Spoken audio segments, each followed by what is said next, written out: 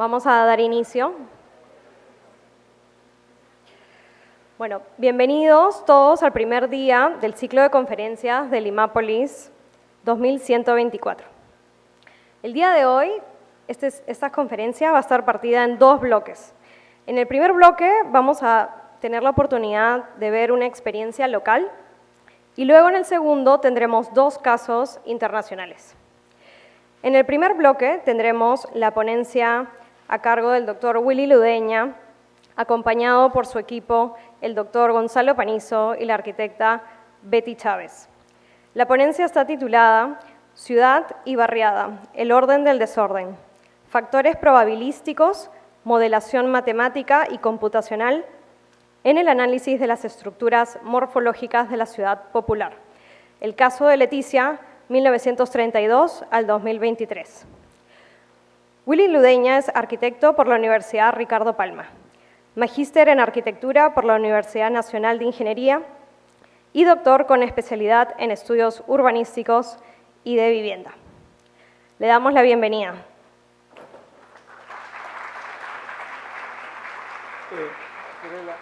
¿Cómo hago el pase para...?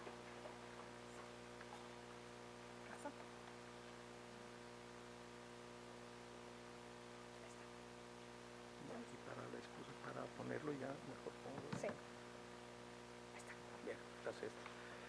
Bien, buenas tardes con todos y antes de empezar quiero desde luego agradecer a los organizadores de Limápolis 2024 por invitarnos a presentar los resultados preliminares de esta investigación que tiene una larga data de casi unos 20 años y que tiene capítulos distintos en este tiempo. Explicaremos en detalle esta situación luego.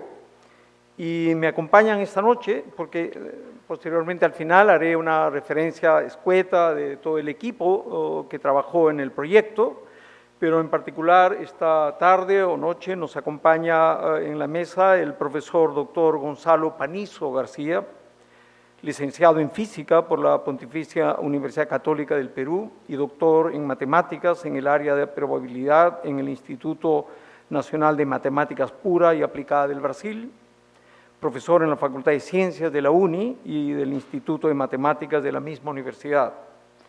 Es un especialista y un investigador en modelos aleatorios, mecánica estadística, fuera de equilibrio y aplicaciones en ciencias de datos y riesgo financiero. También está la magíster arquitecta Betty Chávez Ángeles, es arquitecta egresada de la Pontificia Universidad Católica del Perú, magíster en diseño arquitectónico avanzado con distinción en la Bartlett School of Architecture de Londres, docente de la Facultad de Arquitectura de la Católica y la UPC, investigadora del CIAC, como miembro del grupo CONURP PUSP, fundadora del Laboratorio Experimental de Diseño Computacional Lado B Design Lab, ganadora del primer concurso de microcine e inteligencia artificial del Festival de Cine de Lima del año pasado, y actualmente investiga los procesos de autoconstrucción, el diseño basado en la materialidad y la intersección de estos con herramientas computacionales avanzadas. Así que quiero invitar a Gonzalo y a Betty, por favor, a acompañarme en la mesa, o si tal vez desean ahí, bueno, como deseen. Ahí tiene la pantalla para ver sin problemas. Bien, querido auditorio, no quiero continuar con la exposición sin antes permitirme unas pequeñas palabras y un homenaje que creo se lo merece en todo el sentido de la palabra alguien que para no solo mi generación, sino para todos aquellos que de una u otra manera intentamos estudiar la ciudad peruana, latinoamericana, los temas de la vivienda popular y todo esto ha significado un gran y extraordinario aporte.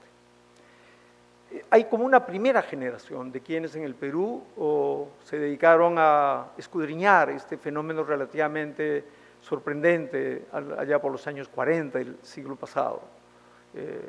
José Matos Mar, Adolfo Córdoba, Carlos Williams, y después una segunda generación tal vez importante, pero como parte de esta pléyade de investigadores, sin duda el profesor, aun cuando él dice yo no tengo ningún vínculo con la universidad, y lo digo con todo el sentido de la palabra, porque encarna sabiduría, profundidad, consistencia y sobre todo una militancia activa, honesta, genuina, es Gustavo Riofrío. En realidad es el último que queda de quienes realmente han comprometido su vida como intelectuales, como investigadores con conocer la ciudad. Yo quiero pedir un fuerte aplauso para Gustavo. Gustavo, para que te conozcan los jóvenes de ahora, por favor. Gracias, Gustavo, por todo lo que has hecho.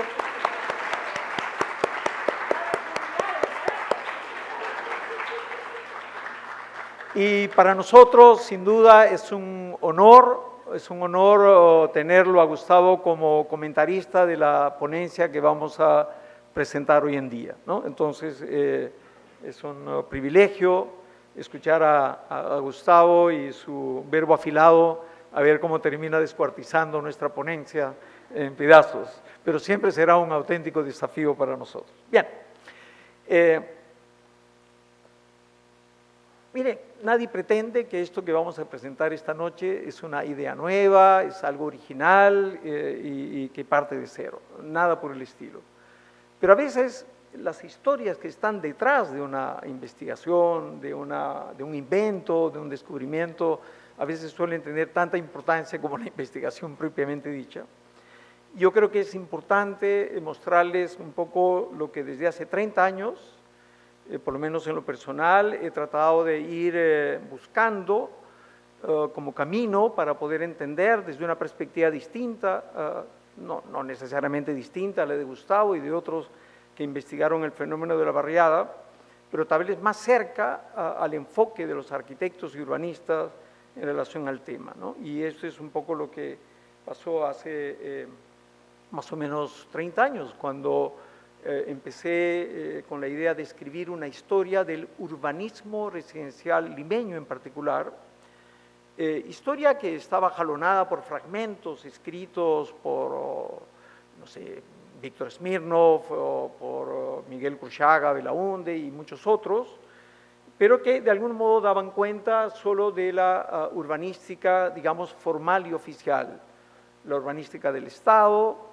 conjuntos habitacionales, unidades vecinales, etcétera, y la urbanística privada, urbanizaciones, condominios, y Alberto Alexander, uno de ellos, se había encargado un poco de historiar este tipo de urbanismo.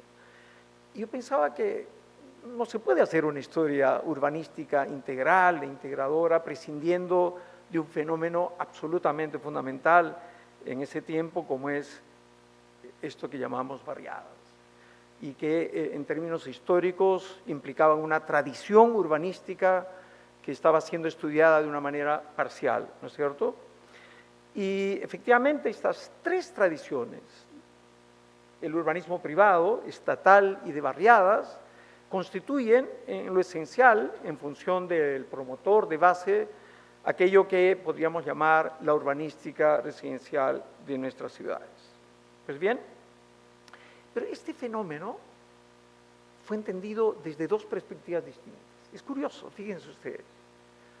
Desde fuera, toda la vanguardia crítica del urbanismo europeo y americano, estoy pensando en Turner, en Alexander, en Hans Harms, Cross y muchos otros, miraban el fenómeno de la barriada peruana desde la perspectiva de la arquitectura y el urbanismo. Tanto es así que Jenks publica este famoso diagrama donde ubica la arquitectura y el urbanismo de la barriada como parte de los grandes movimientos y tendencias del urbanismo y la arquitectura de ese tiempo. Pero curiosamente desde el Perú, el enfoque de la barriada estaba más en manos y en los dominios de la sociología y la antropología.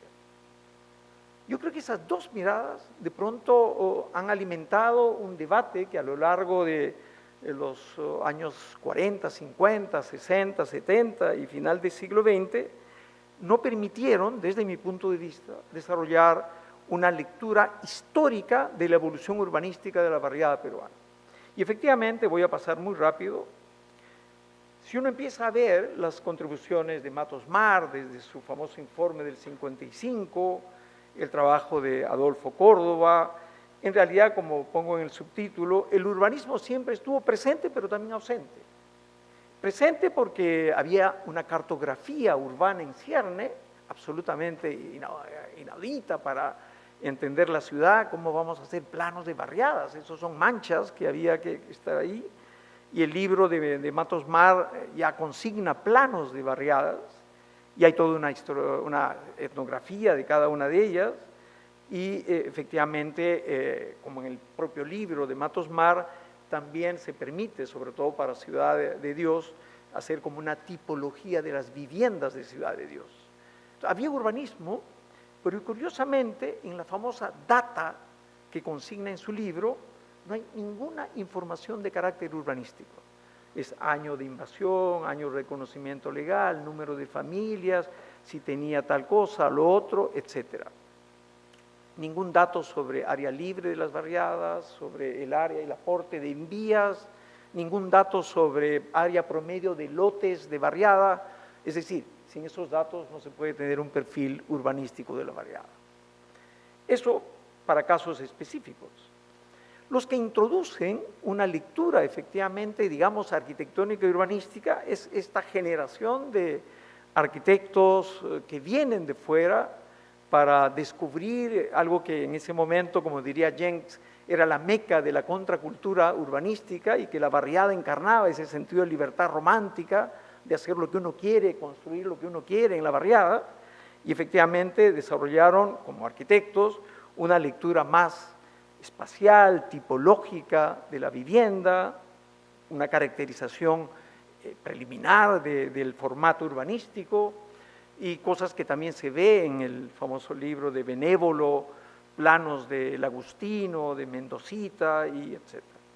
Pero un libro que considero fundamental en esta búsqueda desde la sociología de aproximarse a la arquitectura y al urbanismo sin duda es el trabajo de Gustavo. Este libro de qué vivienda han construido nos aproxima a una mirada mucho más diacrónica y sincrónica del proceso constructivo en el mundo de la barriada, una información específica sobre terreno, lotes, una caracterización del perfil de la barriada, ¿no es cierto?, y los planos de las barriadas encuestadas, pero son datos que tienen esa limitación, que son miradas puntuales de casos específicos. En lo personal, un libro que significó para mí, para lo que vendría después con mis publicaciones, casi un referente literal, es este compendio estadístico de Serge Allot, Lima en cifras, donde efectivamente pasa revista a todo lo que existía en materia de barriadas, entre otros datos, pero también con las mismas limitaciones de aquello que había observado para Matos Mar. Acá consigna en la tabla fecha de invasión, número de lotes o familias, el área del terreno, la propiedad, etcétera, etcétera. Ninguna información más sobre lote promedio, área, sobre aportes para vivienda, parques, espacios públicos, tipos de vías, tipos de lotes, información que es absolutamente imprescindible para construir un perfil urbanístico de una barriada. Entonces, pues en esta línea, un geógrafo que creo que ha escrito uno de los libros más interesantes sobre barriadas, Eberhard Kross, igual hace una mirada casi muy alemana, muy milimétrica de diferentes barriadas para caracterizarlas, ubicarlas en el tiempo. Lo mismo también pasa con Max Meneses, que asistente sempiterno de José Matos Mar, y que también en su famosa data de asentamientos humanos vuelve a repetir las mismas variables, año de invasión, número de familias, año de reconocimiento legal, etc. Esa es la data con la que yo me encontré hace 30 años cuando quise empezar a escribir una historia del urbanismo integrado o integral de Lima, con la idea además de incluir efectivamente a la barriada como parte de esa tradición. Si teníamos datos sobre historia del urbanismo estatal o historia del urbanismo privado, no teníamos datos en los términos urbanísticos sobre la historia y la evolución de la barriada peruana o limeña en el sentido urbanístico. Y lo que hice, un poquito, esto es la típica información o fuentes de información de urbanismo formal, planos, expedientes, tanto para conjuntos habitacionales como urbanizaciones, pero para las barriadas no había nada. Y trabajé por primera vez, y creo que nunca más alguien trabajó en ese repositorio, en la Oficina de Asentamientos Humanos de la Municipalidad de Lima, que estaba frente a la V3, había una planoteca con planos, este es el plano de Vallecito, tercera etapa, Villa María, que medía casi como 5 metros, y eran los planos que presentaban los pobladores para obtener el reconocimiento legal en el gobierno. Y esos planos tenían otra lámina tan grande como los propios planos, donde estaba toda la información de lotes, vías. Cada lote era distinto en una barriada, entonces esa información era valiosísima, y lo que hice fue encuestar 82 de estos casos y con eso construir una data que efectivamente, bueno, se aplicó la encuesta para las barriadas y bueno, ese es el número de encuestas de barrios privados, estatales y barriadas, y luego efectivamente procesar década por década, y con esta información sí podía responder algunas preguntas como por ejemplo, ¿cuál es el promedio de densidad neta de habitantes por hectárea en la barriada limeña de los años 60? ¿Qué promedio de área, entre comillas, verde tiene la barriada limeña en los años 40? ¿O qué promedio de área de lote individual tiene la barriada en los años 60? Entonces, esa información histórica fue extremadamente valiosa porque con eso efectivamente podía construir, bueno, todo esto salió publicado en un libro en Alemania y el segundo lo reprodujo el Ministerio de Vivienda en el 2004. Y esta es la información dedicada específicamente a barriadas, lotes, número de unidades urbanísticas, el perfil urbanístico histórico de la barriada limeña, vivienda un 61% dedicado, curiosamente en las barriadas 26% en todo este periodo de investigación, fue importante, y información con data increíble. Pero lo más sorprendente de esto es que cuando se juntan estas tres tradiciones con la información, aparece casi la historia del urbanismo limeño hecho cifras, casi no hay nada que escribir, simplemente describir por qué en un periodo, en otro, hay más viviendas, menos viviendas, más lote, más área, y explicarnos las razones sociales, políticas, culturales o arquitectónicas que están detrás de este fenómeno. Por ejemplo, comparar la densidad neta en el urbanismo estatal, privado y de barriadas, explica picos increíbles, o el porcentaje de aportes en las tres tradiciones urbanísticas y sorprenderse por qué en las barriadas casi se dedica el 25% a vías cuando se supone no había automóviles. En fin, cosas de este tipo nos dan una idea de cómo se maneja el tema. Hasta ahí, hace casi 20 años, yo he seguido trabajando con esta información, he escrito esta historia que espero pueda salir este año o el próximo, pero siempre estaba inquieto porque creo que hay más allá de esta información cuantitativa que podía alimentar una visión del caso. Y me encontré con Bárbara Zivel, una profesora de la TU Berlín, que en una de esas conferencias a la que solía asistir en la universidad allá, expuso un trabajo sobre el caos como principio de orden en el urbanismo. Y el tema de Bárbara Zivel era Zúrich. Entonces yo le dije a la profesora Zivel que en realidad Zúrich era como una ciudad ordenada, bueno, en fin, era como una broma académica, que debía venir a Lima, donde el caos se encarna y se convierte en auténtica ciudad. Y bueno, quedó en venir alguna vez, nunca vino, pero a partir de ese momento siempre estuve interesado en trabajar teoría del caos, autómatas celulares, el tema de los sistemas complejos y dinámicos, etcétera, etcétera. Y desde mi cátedra, siempre motivando a los estudiantes a ver si alguien se interesa por el tema, y tomé Leticia hace 20 años como mi laboratorio. Y efectivamente, el primero que tomó el guante fue Benito Juárez, que en el 2003 propuso una primera lectura en borrador de una aplicación de la teoría de Humberto Maturana sobre autopoiesis y recursividad en la lógica de crecimiento de la ciudad informal, y también José Luis Luján, que luego se fue a Francia a hacer una maestría, trabajó en el Cerro San Cosme, una especie de tomografía computarizada. En fin, entonces, con estos antecedentes, yo dije, en algún momento vamos a trabajar intensivamente, Leticia, y siempre buscaba matemáticos o gente que pudiera de pronto entender esta idea de querer utilizar este tipo de referencias, y en ese camino me encontré con el profesor Gonzalo Panizo, y después no esperé que aterrizara porque bajaba en un paracaídas desde Londres, así que la capturé y de pronto la incorporé en el equipo a Betty.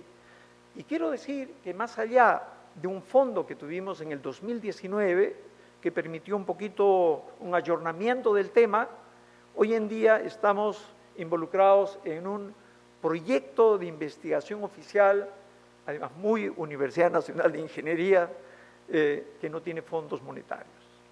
Entonces, tenemos como título una investigación que forma parte del vicerrectorado de la UNI, pero a Dios gracias no nos pagan ni un sol y nos permiten hacer lo que queremos, no tenemos que escribir informes y nos permiten soñar. La gran diferencia es que en el primer mundo por eso sí te pagan, pero aquí, por suerte, no nos torturan con este drama y seguimos soñando, abriendo puertas y seguimos investigando. Bien, entonces, lo que voy a presentar muy rápido es un poquito lo que de pronto sirve de contexto hoy en día al tema de la barriada. Efectivamente, son imágenes que tienen que ver con situaciones casi paradigmáticas de esta Lima popular y esta historia de que la barriada no tiene una historia desde el punto de vista urbanístico lineal. Hay una primera generación de barriadas en pendiente, en los primeros cerros del centro de Lima, Leticia, El Agustino, Cerro El Pino, etcétera. Luego una segunda generación de los años 50, barriadas en superficie, al sur y al norte, en la zona árida. Y la barriada actual, que es una barriada, digamos, híbrida, que tiene una serie de matices y que han convertido en Lima prácticamente en una mega barriada, término que no le gustó mucho a Pablo Vega Centeno, y después Pablo me dijo, Willy, tienes razón, pues, ¿no? O sea, si efectivamente, si en los años 60, 70 decíamos que Lima era una ciudad consolidada, rodeada de un cinturón de barriadas, hoy en día es una enorme barriada con pequeñas porciones de ciudad consolidada. En términos cuantitativos y cualitativos es evidente que eso funciona de esa manera. Y entonces, pero hay un fenómeno súper importante, que creo que hay que estudiarlo de todas maneras, y tiene que ver con esta especie de dilución entre el mundo de lo formal y lo informal, de la barriada, del urbanismo de barriada y el urbanismo formal. La barriada clásica, esta barriada de Matos Mar, una épica heroica de construcción de la ciudad, ya no existe más, pero por otro lado, desde el punto de vista urbanístico, hay una manera de construir, entre comillas, las barriadas que se acercan, no solo físicamente, a la trama preexistente de una ciudad formal. La pregunta es, ¿dónde empieza y termina una barriada? Esto que ven aquí une a la Lima más rica, Casuarinas, de repente con la Lima más pobre, a Tocongo. Y fíjense ustedes, casi no hay ninguna diferencia, ¿no es verdad? Y esto es un fenómeno actual, pero lo más inquietante, y esto a mí me parece importante y seguramente va a ser tema de debate en este seminario, y tiene que ver un poco con la pregunta, ¿la barriada ha muerto? ¿Ya no existe más? Y digo esto por lo siguiente, yo recuerdo una entrañable y última conversación con José Matos Mar, y Pepe me decía que para él ya no existían más barriadas. Es más, este plano, porque justo comentamos este plano para su último libro, tiene la Lima del 2010 sin manchas rojas. Entonces yo le dije, Pepe, ¿por qué ya no están las barriadas en esta Lima del 2010? Porque ya no existen barriadas en Lima. Entonces, aquí hay varios niveles de reflexión. Uno podría decir, pero si siguen invadiendo terrenos, ya, es una condición de la barriada. Pero además pasa esto, lo otro, no tienen agua, desagüe, sí, es una condición de la barriada, pero para Pepe esa condición de la barriada ya no era necesario o necesariamente las únicas condiciones para que sea una barriada. Para él, me lo dijo, la última barriada es Villa El Salvador. Y desde el día en que se convirtió en un distrito, ya no hay más barriadas en Lima. ¿Será cierto? Es así. Pero entonces esta Lima que se desborda con un urbanismo descontrolado e informal, ¿qué es? ¿Una versión nueva de barriada? ¿Una versión degradada de aquello que llamamos barriada antes? No sé. Tema de reflexión, porque el que también preveyó un poco este tema fue Jorge Burga, en este libro El ocaso de la barriada. Pero claro, Jorge ahí, y comparto además esta especie de pesimismo, porque yo soy de esa generación que convirtió la barriada en los años 70 en una especie de paradigma de un urbanismo solidario, autogestionario, democrático, comunal, donde había AINI, Minca, y de pronto todo eso se fue al tacho. Hoy en día no existe más. Hay una especie de hiperindividualización de todos los pobladores, se han roto un poco los mecanismos de solidaridad intrabarriales en una serie de exbarriadas, digamos, y es otro tiempo, ¿no? Entonces, en fin, es un tema que creo que conviene y vale la pena seguir analizando. Bien, muy rápido, en realidad el material es extremadamente largo, no voy a desarrollar cada uno de los temas, sino voy a pasar para mostrarles un poco lo que se ha hecho, ¿no? Una breve referencia histórica de Leticia. Recuerden que el tema tiene que ver con estructuras morfológicas de la barriada, y el plato fuerte, sin duda, tiene que ver con la exposición de Gonzalo y Betty sobre modelación computacional y matemática de la barriada. Lo que hicimos fue, efectivamente, ir a comprar al mercado todos los ingredientes posibles, procesarlos desde la matemática previa, para darle a Betty y a Gonzalo los insumos respectivos. Y ellos, con su equipo, armaron, desarmaron la información y convirtieron en lo que ustedes van a ver esta noche. Pero en este andar, un poquito, ¿cuáles eran los objetivos de la investigación? Desentrañar la naturaleza y las lógicas de estructuración morfológica de la barriada peruana a través de la identificación de sus componentes, patrones, variantes e invariantes, y la modelación matemática sustentada en elementos probabilísticos y de autómatas celulares. Producir un nuevo conocimiento sobre la naturaleza, constitución y lógicas de funcionamiento de las estructuras morfológicas de la barriada peruana y por consiguiente de la ciudad informal. Y efectivamente los referentes teóricos, voy a referirme de repente a los temas de morfología como sistemas complejos y dinámicos, está John Horton, Christopher Alexander, Bill Hillier, Nico Salingaros, Michel Batí, y también investigaciones en América Latina, básicamente en el ámbito brasileño, pero curiosamente no sobre favelas, sino sobre determinados barrios de la ciudad formal, y la modelación matemática, modelo de Ising, dinámica de Glauber, procesos de Markov, simulación de Monte Carlo, y en el caso de Betty, digamos, está igual Michel Betty, Fernando Sancho Caparrini, Stephen Wolfram, Daniel Cohen Orr, Ari Kaufman, Philippe Morel. En teoría del color está César Julio Bustacara Medina, Alfredo Restrepo Palacios, y para ciudades y arquitectura, Kevin Lynch, Turner, Mario Sosa Velázquez, ¿no? Y ya los demás referentes los voy a omitir. Bueno, Leticia es una barriada que tiene una significación especial. Es la primera barriada formalmente reconocida como barriada en el Perú. Empezó en 1932 y obtuvo su reconocimiento en 1933, pero luego se lo quitaron, volvieron otra vez. Es una historia que tiene que ver con esta primera etapa que llamo yo de reconocimiento, 1932-1947. Hay un segundo momento de consolidación del 48-69, una vez que ya obtienen el reconocimiento empieza a ser invadido y crecimiento exponencial. Un tercer momento de reurbanización del 70 al 2000 Y hoy lo que vimos es lo que yo llamo la Leticia neoliberal, una Leticia desprovista de este ADN mítico andino, de comunidad urbana, etcétera, ¿no? Entonces, la cartografía representa este proceso evolutivo. Al 2019, Leticia empezó en el 1932 con 33, con 30 lotes, familias, digamos, y en el 2019, 1.107 lotes. Y un área casi de 9 hectáreas que ocupan las faldas del Cerro San Cristóbal. Es evidente que había que entender un poco el cerro, tiene una altura de 2,43 sobre un nivel de 170, tiene una estructura rocosa el suelo, lo que configura también una serie de elementos que van a influir en la disposición de Leticia.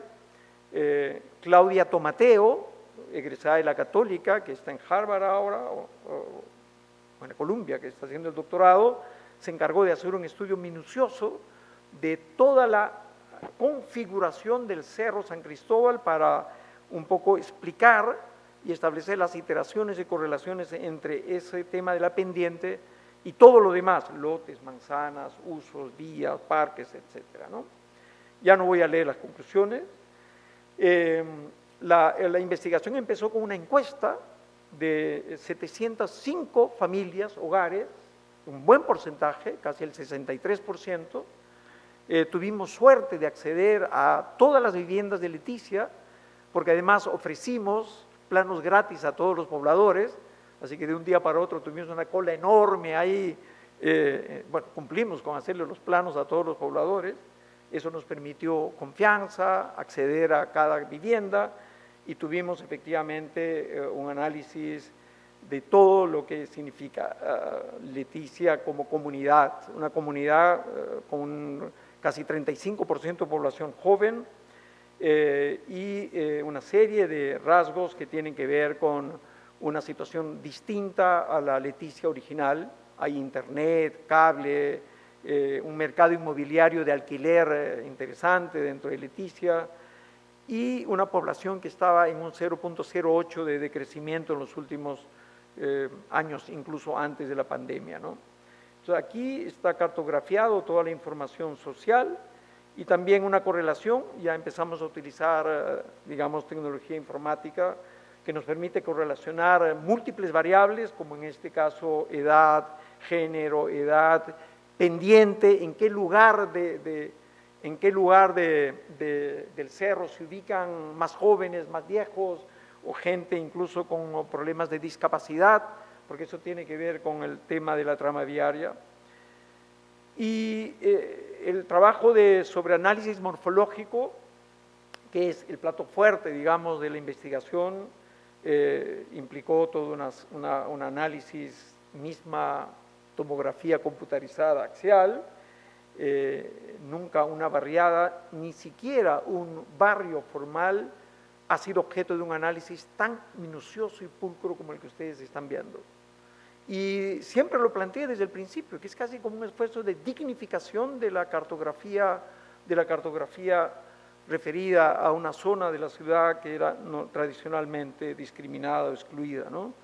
Entonces, aquí voy a pasar muy rápido porque ya Fiorella me está diciendo que estoy más allá del tiempo y hemos hecho un análisis de la trama viaria, parcelaria, trama de manzana, la base edilicia, etcétera, etcétera, y un poco ver interacciones. Aquí el equipo, luego mencionaré al equipo y quienes trabajaron todo esto que estoy mostrando, evidentemente. Por ejemplo, el descubrimiento de una especie de manzana con fisuras. Es una extraordinaria contribución al análisis de la trama viaria en la ciudad popular, ¿no es cierto? Porque las fisuras tienen que ver con una suerte de escisiones dentro de una manzana que comunican con pasajes, viviendas que se van subdividiendo, abriendo al interior de cada manzana. Es como un pulmón vivo, con fisuras que se van, es fascinante, impresionante ver todo eso. Bueno, se hizo la investigación respectiva, el análisis matemático, todo lo que tiene que ver con esta correlación multidimensional y efectivamente aquí voy a pasar muy rápido. todo lo que realmente ha implicado el análisis morfológico en pendiente, una identificación de todo lo que está ahí y las correlaciones respectivas entre todos los aspectos. Descubrir que hay lotes, ningún lote es parecido en Leticia, ninguna casa es parecida en Leticia, no existe. De las 1157 todas son diferentes. Y hay lotes desde 3 lados hasta 8 lados de contacto. Es decir, hay una geometría explosiva en todos los sentidos, lo que efectivamente da un resultado importante. Ahora bien, el tema de la vivienda es un homenaje a nuestro querido Gustavo Riofrío, porque hasta el color ocre tiene que ver con su libro, porque de algún modo, así como él estudió una zona del sur, nosotros nos dedicamos a Leticia, hicimos algo que no existe no existe un estudio parecido. Como tuvimos oportunidad de entrar a 24 casas para hacer como una especie de encuesta histórica, casi como poner en el diván a la familia y que nos cuente desde la época de la estera hasta la situación actual, conseguimos un poco reproducir la historia de cada una de estas viviendas desde su condición de estera, cómo evolucionó la vivienda, cómo se transformó, en qué terminó la vivienda, y luego patronizarlas para establecer un poco a lo Gianfranco Canilla, que es otro homenaje al bueno del profesor Mantovani, de Aldo. Si Aldo está aquí, estará feliz viendo estas imágenes, y terminar sistematizando todo lo que tiene que ver con estas 24 viviendas para sacar variantes e invariantes de las viviendas en ladera en la barriada peruana, o limeña, digamos, porque claro, la barriada en laderas cusqueña será distinta a la arequipeña, como distinta a la limeña. Y aquí todos aquellos que quieren al bueno de Aldo Mantovani pueden estar felices. Igual con espacios públicos, hemos hecho un estudio minucioso de los espacios públicos, una historia de cada espacio, una etnografía de cada espacio existente. Lo único que quiero decirles, queridos asistentes, que en la barriada, en laderas, olvídense de la ciudad formal, de los códigos de plaza, parque, eso no existe. Existen otros códigos, o hasta otros nombres. O sea, la escalera convertida en un auditorio mini social para los vecinos, en fin, hay una cantidad de escenas que están estudiadas aquí como parte de los llamados espacios de intermediación, espacios intermedios. No ha habido ningún metro cuadrado ni milímetro cuadrado de todo Leticia que ha pasado por este tipo de análisis. Y finalmente, toda la trama viaria, la movilidad, que también ha significado una enorme contribución. El equipo de Verónica Cárdenas, también egresada de la Católica, se encargó de trabajar con Yesua y más miembros este tema, y tiene que ver un poco con la idea de que efectivamente Leticia es una ciudad peatonal, pero con un enorme problema de movilidad. Miren, yo que se supone también conozco Lima y he vivido Lima, nunca me encontré con este espectáculo social, perdonen el término, el día que fuimos a visitar uno de los tantos días, en las bocas de abajo de Leticia nos encontramos con un grupo de jóvenes. ¿Y qué cosas eran? ¿Qué están haciendo ahí? ¿Qué están haciendo? No, son taxis humanos. ¿Cómo que taxis humanos? Sí, cobran por subir a los ancianos, a la gente discapacitada, los suben en la espalda y empiezan a caminar por Leticia. ¿De qué manera pueden realmente movilizarse ellos en una ciudad peatonal con pendientes como las que tiene Leticia? Eso no está en ningún libro de urbanismo del Perú. Y esa data está aquí. La data que conseguimos trabajar, no les exagero, se han contado todos los peldaños que tienen las escaleras de Leticia. Aquí están. Aquí están. Todas las rampas, todas las pendientes y las correlaciones. Además, aquí metimos un poquito de Space Syntax. Virgilier estaría contento seguro con el tema, y ahí los resultados de un análisis importante, ¿no?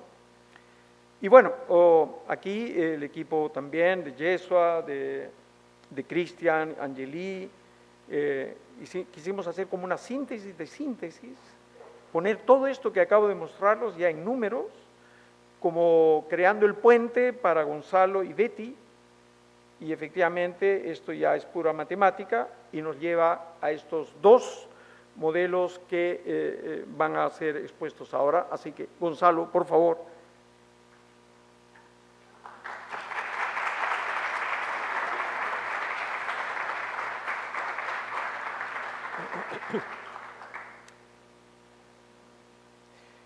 Bueno, muchas gracias por recibirme y creo que voy a tener que apurarme un poco. A ver, entonces, vamos ahí. La idea que nos plantearon era la de intentar construir algún modelo que refleje patrones que se observan en la ocupación del territorio en esta barriada de Leticia. Y bueno, lo que pensamos fue en modelos más o menos conocidos, los autómatas celulares, pero también, yo que vengo del área de la probabilidad, tenemos en mecánica estadística otros tipos de modelos que ocupan espacios en un látice, en una red, como son el modelo de Ising, por ejemplo, que es muy conocido, bastante famoso en mecánica estadística, sobre todo en física matemática, en el modelamiento matemático para la física. Es, digamos, el modelo más famoso, se podría decir. Hace poco fue la celebración de los 100 años. Este es un modelo de equilibrio, pero se le puede poner una dinámica y se convierte en una cadena de Markov. Y bueno, lo que nosotros produjimos, le hemos dado el nombre de modelo de ocupación-conexión porque es una variante, no es precisamente tan cercano al original modelo de Ising. La idea es que nos interesaba reproducir algo parecido a la ocupación del espacio por los lotes en Leticia y ver qué factores eran los que podíamos identificar que podían llevar a algo que se viera que tiene la esencia de estas características geométricas, se podría decir. Y bueno, todos estos se basan en trabajar algo parecido a un autómata celular, trabajar en una grilla, una división del espacio. A diferencia de los autómatas celulares, nosotros colocamos probabilidad, colocamos incertidumbre o aleatoriedad, se podría decir. Y tiene mucho sentido porque definitivamente la cantidad de factores que intervienen en las decisiones que toman las personas para ocupar un lugar u otro, y no solo de las personas, sino de las circunstancias en las cuales ellos viven, es tan grande que no hay manera de encontrar un orden en eso. Entonces hay una falta de información o una información incompleta, y eso es la probabilidad que interviene. Bueno, estas son las fórmulas originales del modelo de Ising. Nosotros planteamos una variante. Esta es una simulación de la primera versión que produjimos del modelo. No es lo que deberíamos tener, ¿no? Claramente, parece todo que hubiera habido un ventilador ahí que ha botado un poco de polvo. Pero estaba el fondo de lo que nos interesa, que es la interacción entre vecinos. Ahí hay una interacción entre vecinos. Para nosotros la interacción entre vecinos venía a ser uno de los factores que aquí podemos ver cuáles son los factores que intervienen o que tomamos en cuenta. No todos fueron tomados en cuenta en el modelo porque no encontramos la forma de colocarlos, pero la interacción entre vecinos para nosotros era que dos ocupaciones de territorio preferían estar juntas que separadas, ¿no? Porque de alguna manera a eso ayudaba al inicio de la vida en comunidad, ¿no? Entonces, hay ese elemento. Otro elemento era que necesitamos que las personas tengan conexión con el resto de la ciudad, es decir, que puedan llegar a las vías principales y a otros servicios, por ejemplo, colegios, tiendas, etcétera. Y el tercer factor que tomamos en cuenta era el territorio mismo, ¿no? Las zonas de pendiente eran menos propicias para colocar ahí una vivienda o con alta pendiente, y las zonas altas también eran menos atractivas, ¿no?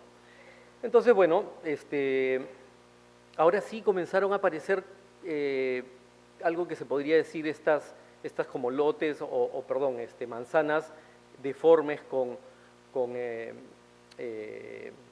entradas, ¿no? Y con esos tres elementos, ¿no? Como decía, los vecinos tienden a estar juntos, o los lotes tienden a ser vecinos, no deberían bloquear las vías de acceso, y hay mayor dificultad en zonas de mayor pendiente, ¿no? Entonces, todo esto con un cierto nivel de probabilidad, y a lo largo del tiempo se va ocupando el territorio en este modelo. Esto se trata de un modelo de un tipo cadena de Markov. Y bueno, aquí les muestro cómo se inicia, ¿no? Se coloca un lote al azar, ya se identifica que los vecinos son más propicios para otro siguiente, pero no necesariamente va a ser vecino. Entonces ahí van apareciendo, y luego pues se va llenando todo el espacio, ¿no? Respetando esta regla, ¿no? De que no bloqueen accesos, o si bloquean, no bloquee en gran medida, ¿no? Bueno, aquí hay algunas de las dificultades que tuvimos que resolver. Y bueno, ahora les voy a mostrar un poco más de estas simulaciones, pero cómo se ven en un área como la del propio espacio donde está Leticia. Fíjense que estas son diferentes simulaciones, es decir, diferentes posibles ocupaciones, ¿no? Regidas por el azar.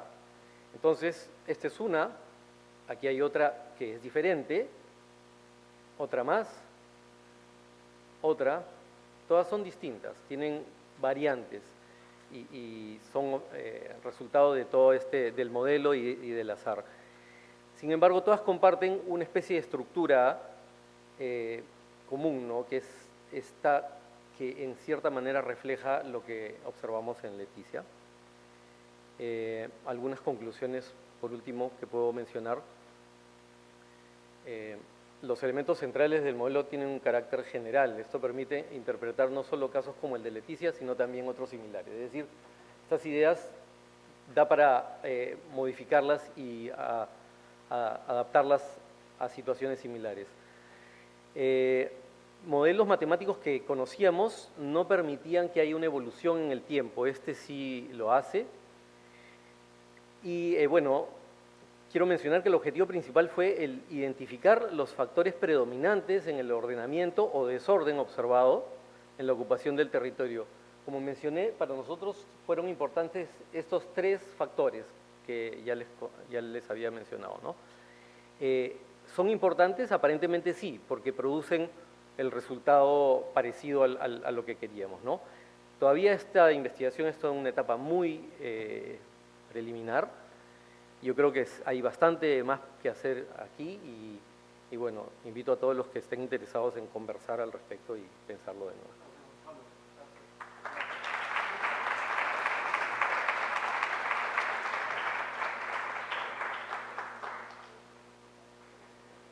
Muy bien, buenas noches. En esta oportunidad yo les voy a presentar el capítulo de modelación computacional, que también consta en la construcción de un modelo computacional que intenta recoger todo el banco de datos tan extenso que se armó de Leticia y todas las correlaciones entre ellos para poder construir un modelo digital que, al insertarle determinadas características territoriales, pueda reproducir cómo sería el proceso de ocupación de determinado territorio siguiendo las lógicas de Leticia. Como ya lo hemos mencionado, toda esta investigación previa de codificación de Leticia hasta la médula dio un banco de datos increíblemente extensos del cual se podían inferir patrones, códigos y lógicas de consolidación de determinadas infraestructuras, como lo presentó Willy, por ejemplo, la masa edilicia, los espacios abiertos y la infraestructura de movilidad eran como las más claras, ¿no? Contábamos también con información territorial básica, como curvas de nivel, la triangulación de los terrenos, mapas de pendiente, pero además todo este proceso de investigación, en todo este proceso se elaboraron mapas que correlacionaban, por ejemplo, variables de vulnerabilidad para poder construir nuevos mapas que determinaban probabilidades de consolidación de determinadas infraestructuras de acuerdo al territorio. Entonces, se plantea como objetivo de este capítulo formular un modelo al que se le puede introducir estas variables territoriales y a través de la codificación de un algoritmo que recoge estas lógicas pueda reproducir una imagen o una visualización de cómo sería la ocupación de este territorio. Claramente trabajamos en Leticia para contrastar un poco los resultados de este modelo con la realidad y ver si efectivamente las lógicas que todo el equipo había decodificado nos daban resultados certeros, verídicos o que se aproximaban a la realidad. Partimos también del mismo modelo de autómata celular, como ya lo explicó Gonzalo, que fue nuestra base porque es un modelo computacional que un poco recrea comportamientos emergentes. En este caso es un modelo bastante abstracto, ¿no? que se formula a través de una matriz regular y cuyos agentes van apareciendo o desapareciendo bajo determinadas lógicas matemáticas. Sin embargo, para todo el banco de datos y de correlaciones de data que teníamos, este modelo estaba un poco simplificado, ¿no? Nos daba resultados bastante simplificados en relación a toda la información y también de todas las infraestructuras que queríamos visualizar, porque no solamente queríamos visualizar ocupación en términos de edificación, sino también queríamos visualizar cuáles podían ser vías, cuáles podían ser espacios abiertos, ¿no? Entonces, bueno, habían como unas incompatibilidades, como que la matriz de lotes era irregular en Leticia, y este modelo pues, nos presentaba una matriz regular y los vecindarios eran heterogéneos. Este es un modelo que presentaba vecindarios siempre regulares. Entonces decidimos tomar este modelo como base para formular un nuevo modelo, rescatamos algunas cosas y añadimos otras. Lo que rescatamos es un poco la discretización del terreno, el territorio en pequeñas unidades que puedan ser georreferenciables. Esto nos iba a permitir un poco intentar representar en cada porción territorial la probabilidad que había de que se consolide como determinada infraestructura. Y luego había que ver cómo íbamos a hacer esta representación, ¿no? de si iba a ser un edificio, si iba a ser una vía, si iba a ser un espacio abierto. Y para ello lo que decidimos es agregar un modelo de color. Entonces trabajamos con un modelo de color, el RGB, que conocemos todos. ¿Por qué? Porque los modelos de color se pueden deconstruir en 3 espectros y podíamos designar cada espectro a un tipo de infraestructura y así el valor de este espectro iba a representar la probabilidad de ser una determinada infraestructura. Y al mezclar y combinar los 3 valores, cada porción territorial iba a tener un color que representaba las 3 infraestructuras en simultáneo. Otro factor a considerar era un poco la resolución que le íbamos a dar a estas unidades, o sea, cuán grandes o tan pequeñas iban a ser estas porciones territoriales, porque dependiendo de este tamaño también la precisión del modelo, ya que iba a agarrar mayor porción territorial y iba a combinar como más datos, dependiendo si es que la unidad era muy grande, y si era muy pequeña probablemente iba a ser precisa, pero la cantidad de datos a computar iba a ser muy alta, entonces ahí estábamos un poco limitados también con un poco los equipos con los que contábamos para poder procesar toda la información. Entonces, de aquí ya pasamos un poco a construir el algoritmo. En este caso, yo les voy a presentar un poco rápidamente la lógica que establecimos para construirlo, pero no entraré todavía en mucho detalle. Establecimos una matriz de 4x4 metros, o sea, 16 metros cuadrados en plano, porque era como la porción que nos permitía representar una vía, o representar un espacio público, o representar una vivienda mínima, sin caer en la multiplicación de operaciones innecesariamente. Y luego lo que hicimos es construir un algoritmo digital, un poco que entrelace, recibiendo todos los inputs, toda la data, todos los mapas, todos los valores recogidos, los procese bajo las lógicas que todo el equipo ya había decodificado y asignar un valor en R para la probabilidad de ser un una edificación, un valor en G para hacer, que es el color verde, para hacer la probabilidad, representar la probabilidad de ser un espacio abierto, y un valor en B o en azul para la probabilidad de convertirse en una vía o una infraestructura de movilidad. Se tejieron algoritmos complicados que están interrelacionados entre ellos, porque muchas veces los resultados de un espacio abierto iba a determinar si algo iba a ser una vía o no, o iba a también tener influencia si iba a ser un edificio o no.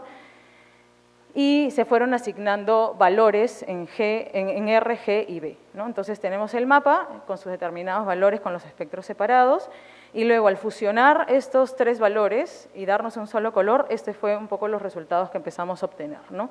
Cada cuadradito de nuestra matriz empezaba a tener un color en toda la gama de RGB, y empezábamos a ver con claridad dónde se podrían consolidar determinadas infraestructuras. Esta es un poco la síntesis gráfica. Arriba tenemos los inputs dentro de todos los mapas territoriales y todo lo que se elaboró desde la parte de la decodificación de Leticia, cómo se asignaron los valores independientemente de la infraestructura y cómo se mezclaron los tres para tener un mapa complejo de las probabilidades de que ese territorio sea una determinada infraestructura. Luego se pasaron por otros procesos de depuración computacional porque los resultados por cada cuadradito no nos resultaban con un solo valor, pero eso ya es un proceso un poco más del software con el que estábamos trabajando. Y finalmente se agregó, se quiso tridimensionalizar el modelo, extruyendo un poco estos píxeles territoriales o esas pequeñas porciones de territorio en altura, dependiendo de su valor en R, que es el valor de poder ser un edificio o no, ¿no? Cuanto más valor en R, más altura. Entonces así empezamos a construir un modelo un poco más tridimensional. Bueno, este fue el modelo con el que resultamos después de todo este trabajo.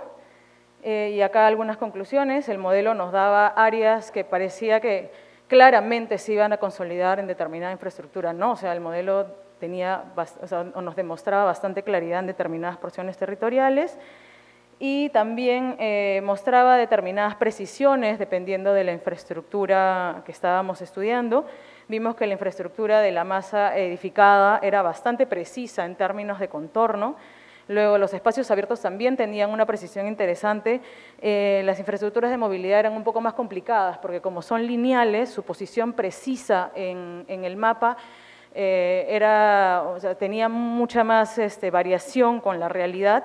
Sin embargo, vimos que en cantidades de vías detectadas que podían consolidarse estaba bastante cerca también a la realidad. Entonces, bueno, acá algunas conclusiones generales, ¿no? Había una precisión del modelo interesante, lo que nos decía que las lógicas decodificadas en todo este proceso eran bastante precisas o interesantes como para formular un modelo que pueda recrear estos patrones de comportamiento. Y que, bueno, a partir de esto se podía pues tener un modelo aproximado de cómo se ocuparía un territorio en la realidad, ¿no? Si lo simuláramos en otros territorios, de repente también nos podría brindar un ejemplo o un modelo de cómo se ocuparía en una ocupación como Leticia. Sí, eso.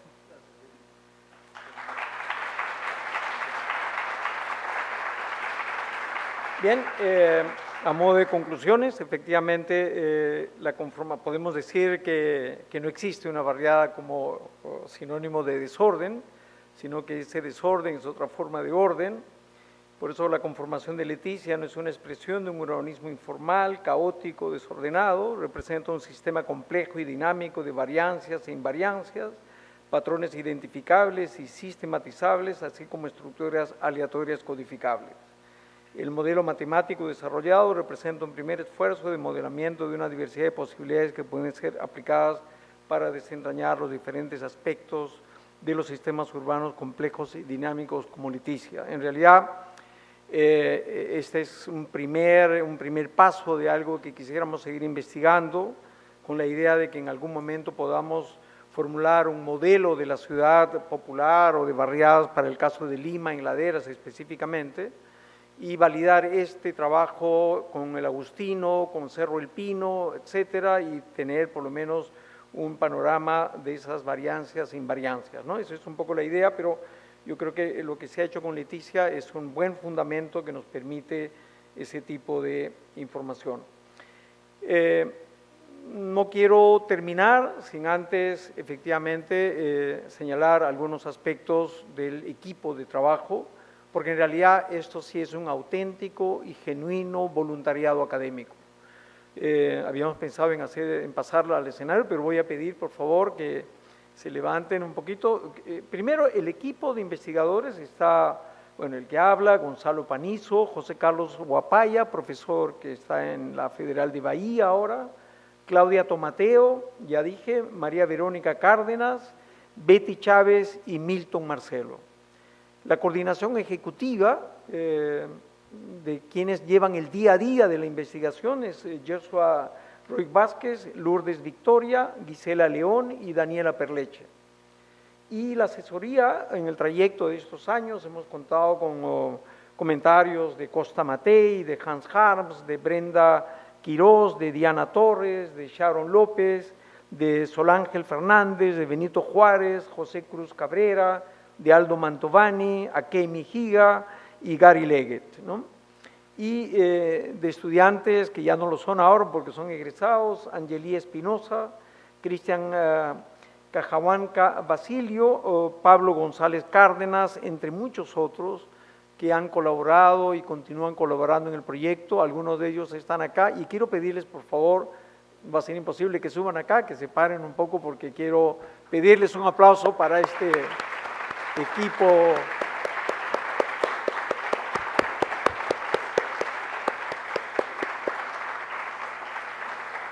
de alumnos. Gracias porque realmente, pues como digo, este es un trabajo de voluntariado y de una investigación que si bien formalmente es del vicerrectorado de la UNI, por suerte entra en el paquete de eso que la UNI ha inventado como proyectos de investigación sin apoyo monetario. Entonces, eso no lo creía Benjamín Martí Corena cuando le conté, pero es así, la UNI es así.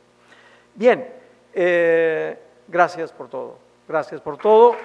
Quiero informarles que esto está en 5 volúmenes, casi son 2.500 páginas, y van a salir para el Congreso Internacional de Barriadas de este año en octubre.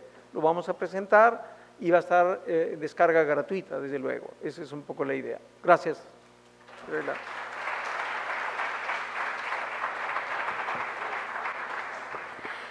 Gracias, Willy, Gonzalo y Betty. Ahora quisiera invitar a Gustavo Riofrío, que nos ofrecerá unos comentarios. Gustavo Riofrío es sociólogo y urbanista.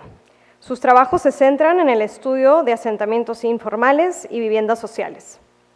Ha sido investigador de DESCO, Centro de Estudios y Promoción del Desarrollo, y asesor de la Municipalidad de Lima para políticas de viviendas sociales y de renovación urbana. Ha sido también consultor de proyectos de vivienda y urbanización popular, tanto en Perú como en otros países de Latinoamérica, especialmente en relación a la dotación de servicios y equipamiento, vivienda de construcción progresiva y planeamiento urbano participativo. Dirigió el programa de densificación habitacional en Villa El Salvador. Es colaborador del Instituto Lincoln y autor de varios libros y artículos relacionados con la problemática urbana. En la misma línea, ha estado a cargo de los procesos de formalización en barrios informales de Lima Metropolitana. Asimismo, ha sido asesor en la redacción de leyes y regulaciones para proyectos de uso y gestión de suelo y mejoras edificatorias. Obtuvo su título de sociólogo en la Universidad Mayor de San Marcos y su especialización como urbanista de la Universidad de Grenoble. También ostenta un diploma en planificación para el género de la University College de London. Bienvenido, Gustavo. Gracias. Muchas gracias. Muchas gracias. Me siento abrumado en 2 sentidos. El más personal, lo que señaló él sobre mi historia y el hecho que estoy vivo todavía, ¿no es cierto? Y el segundo, porque ¿cómo puedo reaccionar a una investigación tan de fondo como la que se está haciendo? Y yo supongo que ahí la gente de aquí que es joven, o sea, no es vieja como yo, se siente igualmente impresionada. Entonces uno puede aplaudir por 2 razones. Porque una vez que se ha hecho un trabajo, ¿no? Me avisas a los 10 minutos, ¿eh? Y en segundo lugar, porque algo de utilidad tiene que tenemos que desentrañar, y a eso me quiero referir. No nos olvidemos que los franceses, que eran conocidos por hacer investigación fundamental, descubrieron el transistor, inventaron el transistor en los años 40. Investigación fundamental que los llevó a descubrir, a inventar el transistor. Vinieron los norteamericanos y Motorola les compró la patente. O sea, la utilidad práctica de esa investigación, que la tenía, y que no podría haberse trabajado el transistor si no hubiera sido por esa investigación fundamental, es una cosa que tiene que ser utilizada. La utilidad práctica de lo que se está haciendo es muy grande, y esperemos los legos como yo, porque no soy investigador en el sentido de las personas que están haciendo este esfuerzo enorme, que podamos tener a la mano esta información para que nos sirva para muchas cosas y no solamente para hacer otra modelación de otra barriada que tendría que hacerse, porque necesitaríamos un modelo para lo que ha sucedido con las barriadas peruanas en la situación actual. Para todas estas cosas siempre hay hipótesis de trabajo. No quiero discutir por el momento porque creo que no viene al caso, pero estamos frente a la primera reunión de un grupo de investigadores y que son jóvenes, entonces quiero referirme a eso, ¿no? Hay hipótesis de trabajo que han sido formuladas, no han sido dichas tan rápidamente, pero sobre esta ciudad, que no es exactamente, pero Abramo habla de la ciudad confusa, ¿no? O sea, difusa y concentrada. Estas hipótesis de trabajo son las que nos determinan las preguntas científicas para hacer una investigación de cualquier tipo. Y aquí hay hipótesis muy serias sobre el tema de las barriadas mismas, que es incomprendido, y ellos están trabajando a partir de la teoría del caos. Ahí me quedo y paso a un segundo asunto, porque hay que señalarlo simplemente, ¿no? Porque nosotros no conocemos las barriadas. No conocemos que es un modo de urbanización, es un modo de hacer ciudad, en el cual primero se vive y luego se construye. Es una urbanización progresiva y es vivienda progresiva. Las barriadas a partir de los años 60, no estoy hablando de las barriadas tipo Leticia, que también produce ciudad, ciertamente, pero no la producía de acuerdo a un plan más o menos estandarizado. Las barriadas a partir de los años 60 tienen lotes de tamaño regular, tienen espacio para el parque, para la iglesia, para la comisaría, y es así, y eso es lo que distinguió las barriadas peruanas del resto de las barriadas del continente. Pero nosotros nos quedamos con la idea de que es un modo de inicio de urbanizaciones, la invasión, ¿no? Eran pobres, eran provincianos. ¿No es un modo de desarrollo? ¿No es un modo de deterioro? ¿La población qué cosa es? ¿Son los luchadores o resultan siendo el promotor urbano? Son promotores urbanos. Además, la familia es el promotor inmobiliario, es el promotor de la vivienda, de la casa. Y por eso es que se producen una serie de ahorros, por así decirlo. Y gastos extras también, porque no hay ganancia. Pero este promotor no tiene mayor formación en arquitecturancia, ¿no? Y en urbanitura. Y necesitaba algún tipo de apoyo, ¿no? Dicho sea de paso, una pequeña coda para los profesionales jóvenes que hay aquí. Yo he visto varios estudios de diseño participativo con la población, muy interesantes, que tenían la casa y que el profesor les aprobaba el curso, pero el promotor no firmaba el plano. Y hacer el diseño de una casa de una familia de bajos ingresos y no inscribir el plano, no voy a calificar qué significa eso. es aprovechar a la familia, no es darle un servicio. Es cierto que se aprendió muchísimo y fue el inicio de la motivación de muchas personas, pero muchas veces la universidad no promueve eso. Quiero volver a las hipótesis de trabajo. La ciudad, la teoría del caos. Hay otras maneras de hacer estudios también que quiero simplemente glosar. El arquitecto Haramoto, que lo conocemos, el chileno.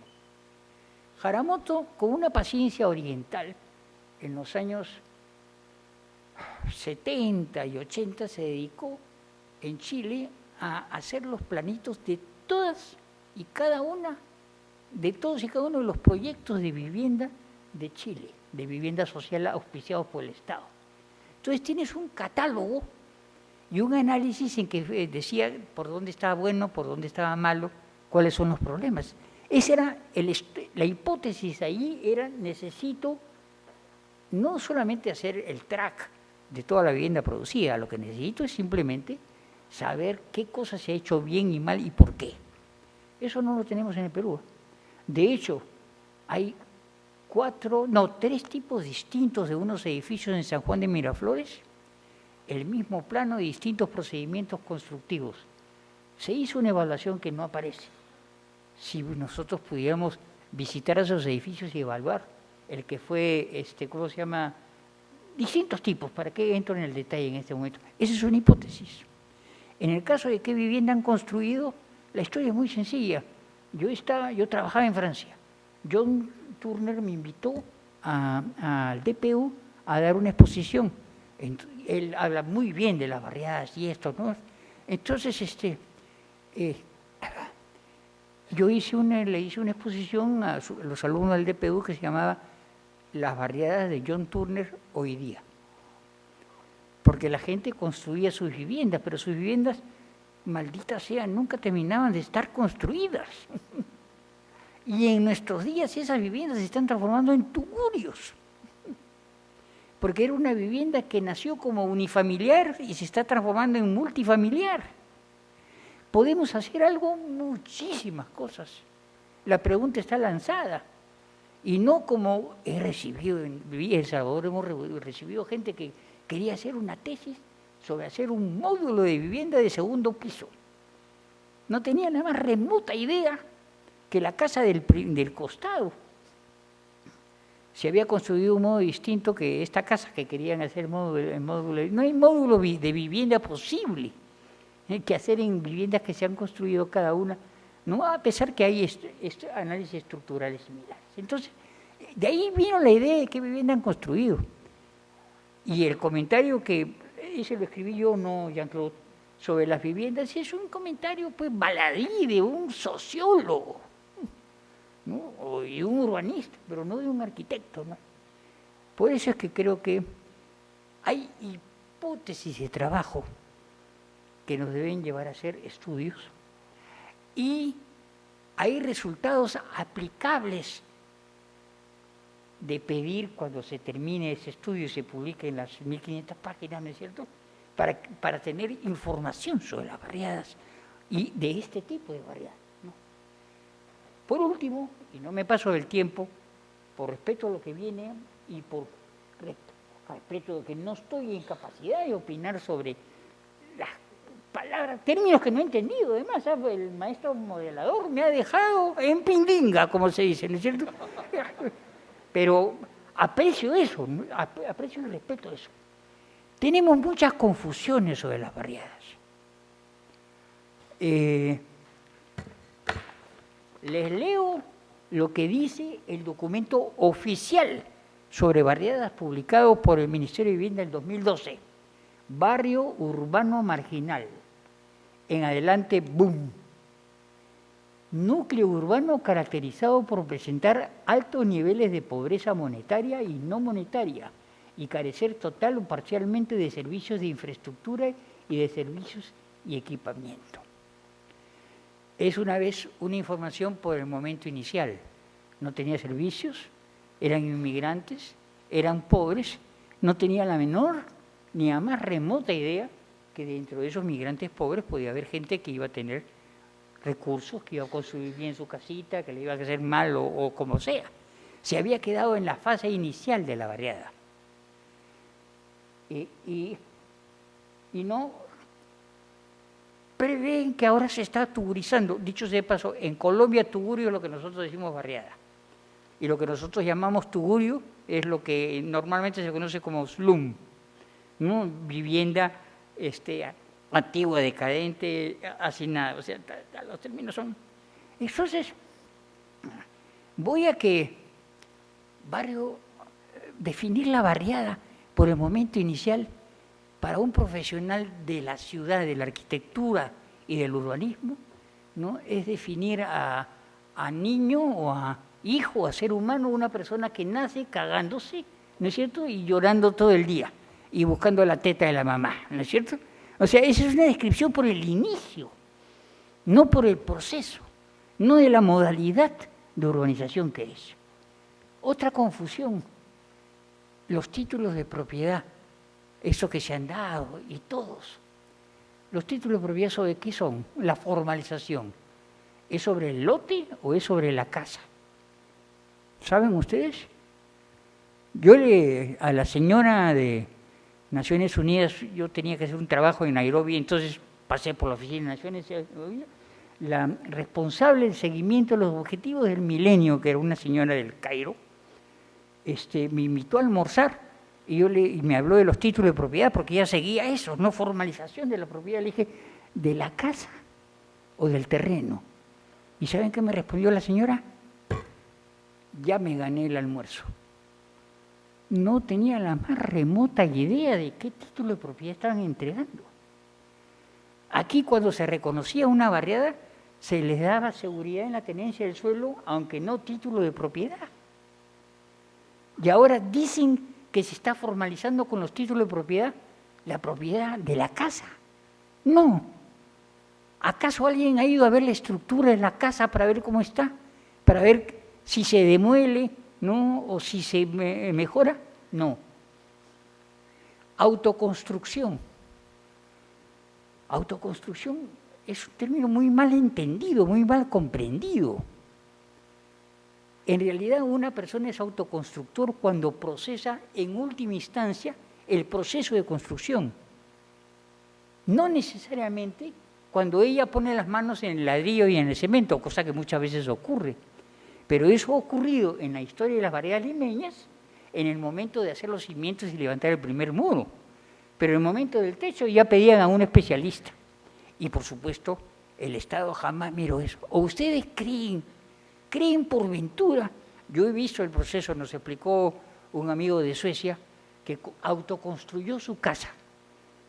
Y por supuesto, en las licencias de Suecia existe el procedimiento para quien autoconstruye su casa. Para autoconstruirla, ¿no?, de una manera tal en la cual el Estado gasta más. Me demoraría mucho más. Creo que ya estoy en el tiempo, ¿no es así?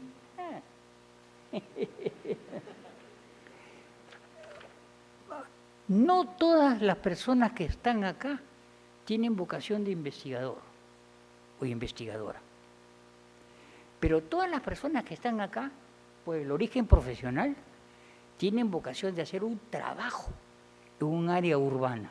Y para los objetivos de esta reunión, en un área urbana llamada marginal o llamada espontánea.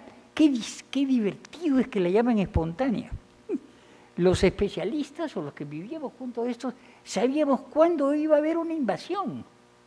No por un dato de inteligencia del Estado, sino como sucedió con Villa El Salvador, ya habían pasado 2 años sin ninguna invasión. Tenía que por algún lugar haber una invasión. ¿Y cuándo ocurrían las invasiones? En la fiesta de Año Nuevo, cuando viene el Papa, cuando hay elecciones,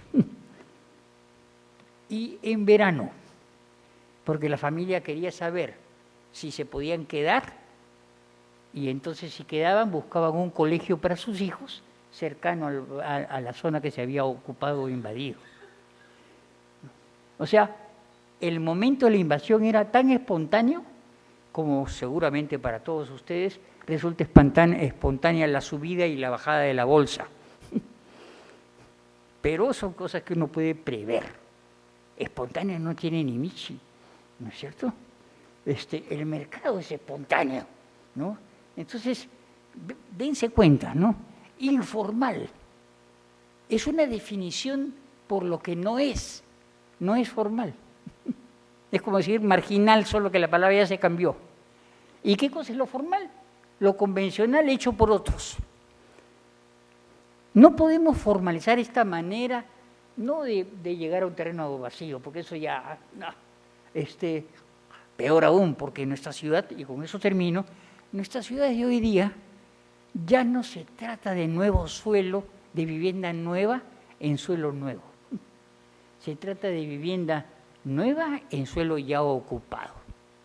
Y hay que hacer renovación urbana. Y en algunos casos esa renovación urbana, porque cuando se habla de renovación urbana se habla solamente del Palacio de Torre Tagle, se habla de la vivienda histórica. Y no de la vivienda que se puede caer mañana si hubiera un terremoto. Gracias por la invitación, gracias por la motivación. Quiero leer ese libro. ¿Eh?